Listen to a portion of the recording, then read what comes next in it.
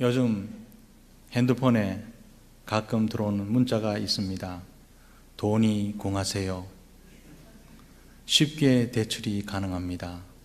클릭 한 번만 하시면 됩니다. 얼마나 고마운지 모르겠습니다. 우리 같은 믿음의 형제들 가운데서도 지나가면서 돈이 공하세요 집사님, 쉽게 돈을 빌려줄 수 있습니다, 이래 말하는 집사님 봤습니까? 그런데요, 전혀 얼굴도 모르고 핸드폰을 어떻게 훔쳤는지 몰라도 핸드폰 번호를 따가지고 저희한테 문자를 보내는데 친절하게 돈이 공하세요. 공한 줄 어떻게 아셨는지, 쉽게 대출이 가능합니다, 클릭 한번 하세요. 너무 친절하죠. 그런데요, 이 친절한 말 단 순진하게 믿고 클릭했다가는 큰 코 다칩니다. 살인적인 이자가 계속 쌓이기 때문이죠. 악덕고리 대금업자로 인해서 병폐가 우리 한국에 잘 알려진 바가 있습니다. 살인적인 이자를 갚다가 죽음에 몰려서 자살한 사람들도 있지요. 못된 사람들입니다. 나쁜 사람들이죠. 그런데 오늘 본문에요, 이런 악덕고리 대금업자들이 나옵니다. 누굽니까? 에브라임 사람들입니다. 이 에브라임 사람들이 바로 오늘날로 말하면 고리 대금하는 악덕 대부업자와 똑같습니다. 같은 하나님을 섬기는 이스라엘 백성이고, 같은 믿음을 가지고 있고, 같은 성경을 읽고 있고, 같은 하나님의 성품을 담고 있는데, 이 에브라임 사람들은요, 이 본문에서 이방 사람보다 훨씬 못합니다. 악한 거죠. 하나님의 성품을 닮아가고 하나님을 섬기고 같은 말씀을 읽는데 어떻게 이룰 수 있을까요? 이유는요, 탐욕으로 신앙 양심이 마비되었기 때문에 그렇습니다. 탐욕이 얼마나 사람을 왜곡하고 인격을 삐뚤게 만드는지, 탐욕에 한번 사로잡히면요, 이성이 마비됩니다. 신앙 양심도 마비됩니다. 그래서 사도 바울은 탐욕은 곧 우상숭배라, 그렇게 말씀하신 바가 있습니다. 탐욕에 한번 사로잡히면요, 하나님이 안 보입니다. 탐욕에 한번 사로잡히면 하나님의 성품을 닮아가는 것은 요원한 일이 되는 거지요. 에브라임 사람들이 그랬다 이 말입니다. 오늘 본문의 배경은 우리가 일제시대 36년 동안 압제를 당했던 것과 똑같이 길르앗이 18년 동안 암몬의 압제를 받다가 하나님의 극적인 도우심으로 해방이 되었을 때입니다. 암몬을 몰아내고 자유를 얻기는 했는데, 자유를 얻자마자 길르앗의 상황이 어떻겠습니까? 사회 질서는 혼란스러웠겠죠. 정치가 있겠습니까? 정치도 혼란스러웠겠죠. 우리가 해방되고 난 이후에 한국 사회를 생각하면 쉬울 겁니다. 사회 질서도 정치 상태도 진공 상태인 이 현상이 길르앗이 암몬에게 해방되었을 바로 그때라고 생각하면 딱 맞아 들어갑니다. 그런데요, 이런 혼란의 틈을 타서 에브라임 사람들이 암몬 대신 길르앗을 통치하겠다고 나선 것입니다. 어떻게 보면 고마운 일이죠.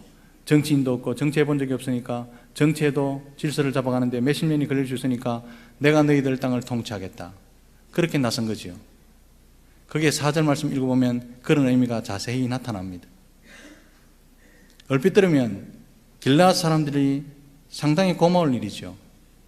길르앗 사람들을 생각하면서 그렇게 하는 것 같은데, 내용을 따지고 들어가면요, 전혀 그렇지 않습니다.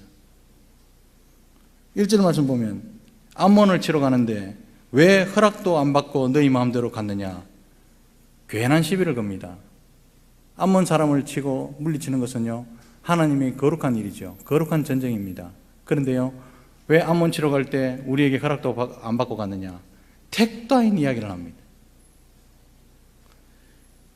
이에 대해서 2절 말씀 입다의 대답을 보면요, 에브라임의 그 더러운 속셈이 분명히 드러납니다. 2절에 입다가 이렇게 말합니다. 내가 너희를 불렀답니다. 내가 너희를 불렀으되 전혀 도와주지 않는 거로. 이 말은요, 전쟁할 때는 이 에브라임 사람들이 코빼기도 안 보였습니다. 죽을까 싶었어, 손해볼까 싶었어,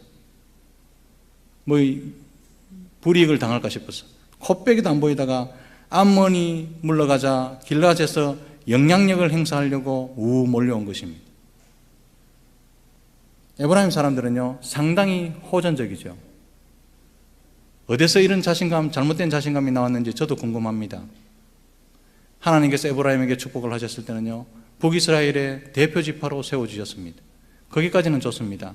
대표 지파 지도자로 세워주셨으면 본을 보여야죠. 본을 보이는 구석은 전혀 없습니다. 상당히 호전적입니다. 자기 마음에 안 들면요, 전쟁을 선포합니다. 우리가 올해 1월 달에 사사기 8장에 대해서 우리가 살펴본 적이 있죠. 그때도 에브라임 사람들이 나왔었습니다. 사사 기드온이 미드안 족속을 물리쳤을 때 그때도 와서 딴죽을 걸은 적이 있습니다. 왜 너희가 우리 허락도 안 받고 미드안을 물리쳤느냐? 택다인 이야기를 했었습니다. 그때는요, 기드온이 온유한 사람인지라, 유약한 사람이죠. 온순하기도 하고 온유한 사람인지라 기드온이 지혜로운 말로 갈등과 분열을 해소한 적이 있었습니다. 그리고 그때는 에브라임 사람들이 전쟁이 거의 끝나갈 무렵이지만 전쟁에 참여해서 전공을 세우기도 했습니다. 적장을 잡아와서 목을 뺐죠. 전공을 세웠습니다. 그러나 이번에는요, 상황이 그때와는 전혀 다릅니다.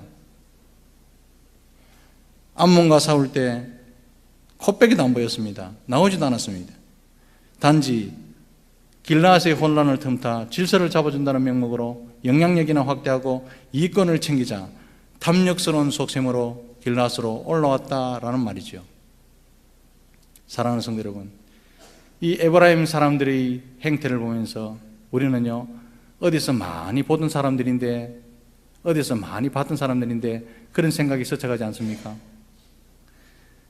일은 하나도 안 하고 얼굴만 내리는 사람, 전혀 땀을 흘리지 않고 이득만 챙기려는 사람 어디에나 있습니다.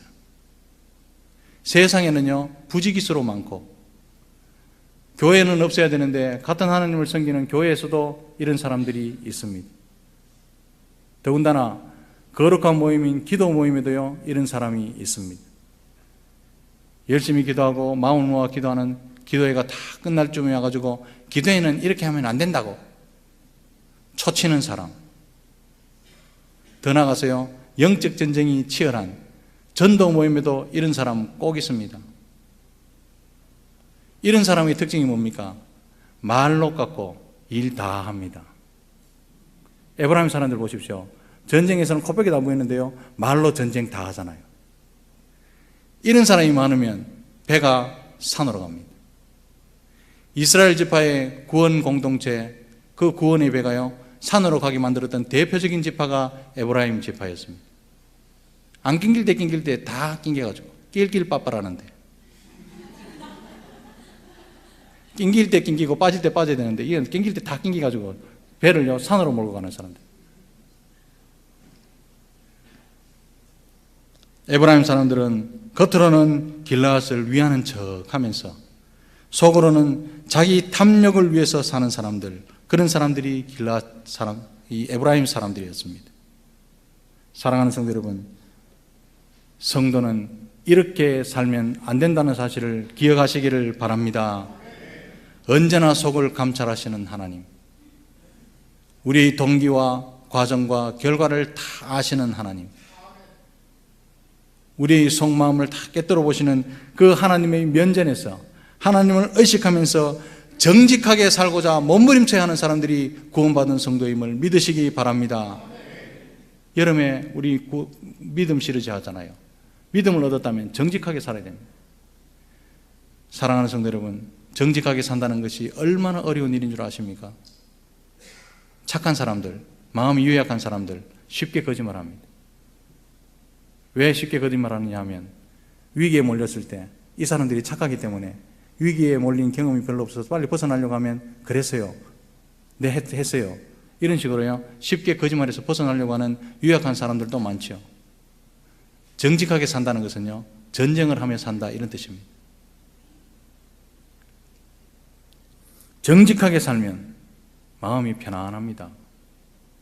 정직하게 사는 것이 성도의 미덕이고 무기임을 믿으시기 바랍니다. 그런데 그리스도인들 가운데요, 정직한 사람이 거의 없어요. 참 찾아보기 힘듭니다. 십자가 앞에서도 거짓말 못하신 예수 그리스도를 닮아가야 하는데 우리는요, 그 예수와 거리가 멀리 산다 이 말이죠. 성도는 부당한 이득이나 부당한 명예를 탐해서도 안 됩니다. 소위 어부지리를 얻어놓고는 그것을 은혜라고 막 간증하면서 독가스를 뿜으며 사는 사람이 있습니다. 사랑하는 성도 여러분, 어부지리를 바라는 것은 남의 열심을 도둑질하는 거잖아요. 그냥 공짜로 얻었다는 것은 선물 말고, 선물은 은혜지만 공짜로 얻었다는 것은, 땅에 가서 주었다는 것은 다른 사람의 수고와 노력을 등쳤다는 거잖아요. 하나님께서는 성실하고 정직한 사람의 땀의 결실을 기뻐하신다는 사실을 기억하시기를 바랍니다. 신명기 말씀에 보면요, 창기와 개 같은 자의 번도는 가져오지 말지니라. 무슨 언약을 해도 가져오지 말지니라. 우리 하나님요, 정직한 자의 땀을 기뻐하십니다. 과부의 2렙돈이라도. 드릴 것이 없으면 안 드려도 됩니다. 일주일의 삶을요, 거룩하게 살면 그것이 예물인 줄 믿으시기 바랍니다. 그런데 헌금 많이 드려야 된다고 도둑질하고 남 등치고 밤새도록 하트로 고들이 치고 난 뒤에 내가 이거 11조를 드려야 되겠다고 그러고요, 갖고 오지 마십시오. 안 받습니다, 하나님. 이런 에브라임 사람들의 행태를 보면서 탐욕이 인간을 얼마나 부패하게 만드는지, 얼마나 부패하게 만들 수 있는지 새삼 깨닫게 되는 거지요. 그들은 암몬 사람보다, 세상 사람들보다, 신앙이 없는 사람보다 더 못된 짓을 하려고 지금 빚쟁이처럼 길라앗으로 올라온 것입니다. 이런 사람들이 구약 이스라엘에만 있었을까요? 세상에서만 찾아볼 수 있을까요? 교회에도요, 이런 사람 있을 수 있습니다. 기분 좋을 때는 다 천사 같지요. 기분 다 좋지요. 천사를 보고 싶습니까? 옆에 사람 보면 천사예요. 내 마음이 들고 친한 사람, 좋은 사람 있으면요, 다 천사지. 기도가 응답되고 건강하고 자녀가 잘 되면 다 천사지요. 그런데 소위 이렇게 말하지요. 수 틀린다고. 수 한번 틀리면 상식도 안 통하고 말도 안 통하는 사람이 얼마나 교회에 많습니까? 신앙생활 한다면서, 교회 다닌다면서, 성경책을 끼고 다니면서, 예수 그리스도의 성품을 닮아간다면서 수 틀리면요, 감을 지릅니다. 화를 냅니다. 분노합니다. 얼굴 색깔이 바뀌어 봅니다. 옆에서 진짜 예수를 믿습니까? 물어보고 싶을 정도로 돌변하는 사람이 얼마나 많습니까? 특히나 자기가 직접 이권에 개입되어 있고 명예가 걸리고 있으면 성도의 길을 포기하는 사람도 부지기수로 많습니다. 왜 그렇습니까? 내 속에 있는 죄의 본성, 옛사람의 습성을요, 우습게 여기기 때문에 그렇습니다. 죄의 본성 무섭습니다. 옛사람의 속성 무섭습니다. 갈라디아서 5장에 보면요, 육신의 욕심, 옛사람의 습성은 성령과 대적할 만큼 강력하답니다. 그걸 겁낼 줄 알고, 그걸 피해갈 줄 알고, 그걸 억제할 수 있어야 사람은 변화된다는 사실을 기억하시기를 바랍니다. 형제인 길라 사람들이 스스로 일어날 수 있도록 도와줘야 하는 사람이 누굽니까? 에브라임 사람들입니다. 왜 그렇습니까? 진짜 한 형제거든요. 요셉의 아들이 에브라임과 므낫세잖아요. 진짜로 므낫세의 한 지체에 있던 이 길라 사람들이 어려움에서 해방되고 일어날 수 있도록 도와줘야 하는 사람이 에브라임 사람들인데, 오늘 본문에 보면요, 오히려 빚쟁이처럼 달려왔습니다. 지금 길라앗에 가장 필요한 것이 뭐겠습니까? 혼란한 사회 질서를 잡을 수 있는 시간, 정치적 질서를 회복할 수 있는 시간이 가장 큰 선물이고 가장 좋은 은택입니다. 그래서 기다려주는 것이 길라 사람들에게는 가장 큰 선물이고 가장 큰 힘이 되겠죠. 제가 설교 시간에 자주 이야기합니다. 그리스도인들 가운데 가장 큰 능력이 무엇입니까? 그러면서요, 참는 겁니다. 인내입니다. 능력입니다. 그것이 기다리는 것이 능력입니다. 몇 번이나 제가 말씀을 드린 바가 있습니다. 사랑하는 성도 여러분, 그리스도인의 능력은요, 하늘에서 불이 내려지고 안전병을 일어나게 하고 그것도 좋지만 우리가 참고 기다리고 인내하면서 잠잠히 주를 바라보는 것, 그것이 능력임을 믿으시기 바랍니다. 기다린다는 것이 얼마나 중요한지 모릅니다. 기도해놓고요, 기다려야 됩니다. 아브라함처럼 기도해놓고 25년을 기다려야 됩니다. 근데 우리는요, 2달 보름 정도 기도해놓고는 응답 안 하시더라, 하나님 어디 계시나, 이런 사람들이 굉장히 많죠. 사람을 기를 때도 기다려야 됩니다. 금방 집사로 임명한 사람이 집사처럼 사는 거 봤습니까? 기다려줘야죠. 젊은 장로가 장로를 안수받고 난 뒤에 장로로 잘하겠습니까? 기다려줘야죠. 교육전사가 설교 못한다고 그냥 설교 못한다고 잘라도 되겠습니까? 기다려야죠. 못 기다리니까 인물이 안 길러지는 거죠. 인물이 안 길러지는 거예요.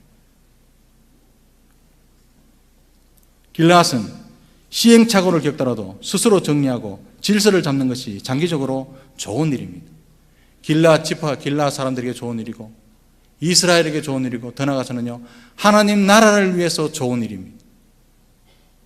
그러면서도 알게 모르게 그들을 방해하는 세력을 막아주는 것이 진정한 이웃이 되는 것입니다. 이런 모습이 하나님께서 이스라엘 공동체에서 보기를 원하시는 모습이고 부산 서문교에서 보기를 원하시는 모습이라는 사실을 기억하시기를 바랍니다. 입이 방정이라서 못 기다려주는 거예요. 누가 뭐라 하더라, 말하고 싶어 주는 거라. 사랑하는 성도 여러분, 성도는 치열한 영적 전투의 전장에서 살고 있음을 의식하면서 그리스도의 군사임을 명심하며 살아야 된다는 사실을 기억하시기를 바랍니다. 개인의 영역에서 영적 전투를 치르는 그런 군사이기도 하지만 공동체 영역에서 치르는 전쟁도 있습니다. 그래서 교회 공동체는 승리를 위해서 서로 사랑하고 서로 용서하고 서로 회복시켜주고 서로 세워줘야 하는 것이 작전 비결이지요. 적어도 총구를 안으로 겨누는 멍청한 짓거리는 하지 말아야 한다, 이 말입니다. 그런데 우리는 간혹 너무나 쉽게 전혀 고민도 안 해보고 총구를 안으로 겨누는 나 자신을 발견할 때가 얼마나 많습니까? 자기 기분이 안 든다고, 할 말이 많다고 총구를 안에 겨누고 총이 또 성능이 얼마나 좋은지 팅이 아니고 도르륵 막 쏩니다. 누가 죽어나가는지도 모르고 목사를 향해서도 쏘고 장로를 향해서도 쏘고 권사를 향해서도 막 쏩니다. 멍청한 짓이죠. 자기 마음대로 되지 않는다고 불평하고 원망하고, 여러분 아무리 불평해도 하나님의 작정은 바뀌지 않습니다. 자기 생각과 다르다고 편가리게 하고 주님 오신 그날까지 미워하고, 여러분 내가 미워하고 꼴보기 싫은 그 사람은요, 천국 가면 내 옆집에 살아야 돼요. 왜 그럴까요? 넓게 보지 못하기 때문이고 길게 보지 못하기 때문이고 통으로 보지 못하기 때문이죠. 영적 전투를 의식하지 못하면 늘 우리가 불리하고, 영적 전투임을 의식하지 못하고 불평하면 사단에게만 에너지를 늘 공급하는 일을 하고 있습니다. 사단이 좋은 일이죠. 지금 에브라임이 말로 하면서 탐욕에 젖어서 길라앗에 올라왔을 때요, 누가 제일 웃겠습니까? 사단이 제일 크게 웃어요. 본문에 에브라임 사람들은 탐욕의 눈이 멀어서 총구를 안으로 겨누고 있는 모습을 우리는 본문에서 잘 보고 있습니다. 에브라임만 그럴까요? 우리도 마찬가지입니다. 영적 전투를 생생하게 경험했던 여호수아 시대부터 이스라엘은 하나여야 합니다. 이스라엘은 하나여야 합니다. 이 의식이 굉장히 강했습니다. 왜냐하면 내부는 곧 패전이기 때문에, 내전은 곧 패전이라는 사실을 경험했기 때문에 웬만하면 내전을 일으키지 않았습니다. 그런데 오늘 본문에 보면요, 입단은 전쟁을 선포합니다. 그 이유를 4절에서 알 수 있죠. 뭐 때문입니까? 말 때문에 전쟁이 일어납니다. 함부로 말하는 거죠. 알 수 없는 자신감을 갖고 있는 에브라임은요, 므낫세를 깔봐도 된다, 길라앗을 깔봐도 된다, 함부로 말하는 거죠. 마구 말하는 거죠. 말 때문에 전쟁이 터졌습니다. 오늘날 교회 공동체, 믿음의 공동체 안에도요, 말 때문에 기분 상하고 빈장 상하고 전쟁이 터지잖아요. 길르앗 사람들을 도망자다 모욕한 거지요. 4절의 의미가 뭡니까? 길르앗 사람들은 에브라임 사람들인데 죄 짓고 도망쳤기 때문에 그 땅을 차지할 권리가 없다. 므낫세도 아니고 에브라임도 아니다. 모욕 중에 모욕이죠. 총구를 안으로 겨눈 에브라임 사람들 때문에 절대로 일어나서는 안 될 비극이 시작된 것입니다. 몇 명이 죽습니까? 수만 명이 죽습니다. 암몬과 싸워 이기게 하신 분은 하나님이신데 에브라임은 탐욕의 눈이 멀어 있었기 때문에 하나님의 역사와 하나님 뜻 거기에 대해서는요 전혀 인식할 수가 없었습니다. 탐욕이요 그렇게 무섭습니다. 이에 입다는 에브라임 사람들이 그 더러운 탐욕을 이스라엘 가운데 제거해야 될 누룩으로 판단해서 전쟁이 선포된 것입니다. 주목할 것은요 그 전쟁이 선포되는 와중에도 입다는 에브라임 사람 전체를 상대로 전쟁을 하지 않습니다. 단지 5절과 6절 읽지는 않았지만 5절과 6절에 탐욕에 이끌려서 요단강을 건너온 사람들만 적으로 간주합니다. 많이 건너왔어요. 이 말은 입다는 싸워야 될 대상이 누구인지 분별했다는 뜻입니다. 간혹요 악을 해결하기 위해서 자기 자신도 악해지는 경우가 허다합니다. 교회에서 그 사람 내가 갈겠다고 그러면서요 동네 사람들 내 말 좀 들어보소 수근수근하며 동네 전화 들고요 소문을 내봅니다. 흑색선전하고 분쟁을 일으키고 편가르기 하고 비방합니다. 선거판에 일어날 일 같죠? 그게 아닙니다. 믿음의 공동체 안에서 일어날 충분한 일입니다. 악을 제거하기 위해서 자기가 악한 사람 되면요 둘 다 악한 사람이죠. 하나님은요 그런 방법으로 싸워서는 안 된다고 우리에게 분명히 말씀하십니다. 입다는 악을 제거하기 위해서 자기도 악해지는 길을 택하지 않았다 그 말입니다. 사랑하는 성도 여러분, 지금은 영적 전투 중이라는 사실을 잊지 마시기를 주님의 이름으로 축복합니다. 그리고 대적해야 될 원수가 누구인지 분별해서 총구를 안으로 겨누지 마시기를 주님의 이름으로 축복합니다. 원수와 싸우고 대적과 싸우고 사단과 싸울 때는요 힘이 막 납니다. 그런데요 총알이 뒤에서 날아왔을 때는 힘이 쫙 빠져요. 우리의 대적이 누굽니까? 공중권세 잡은 사단이요 내 속에 교묘하게 자리 잡고 있는 죄성입니다. 다른 사람을 이긴 사람은 강한 사람이다 말하지만 자기 자신, 자기 죄성을 이긴 사람은 위대한 사람입니다. 이것을 알지 못하고 총구를 안으로 겨내는 가장 멍청한 짓을 하지 마시기를 주님의 이름으로 축복합니다.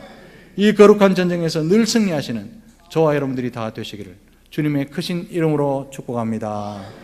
기도하겠습니다.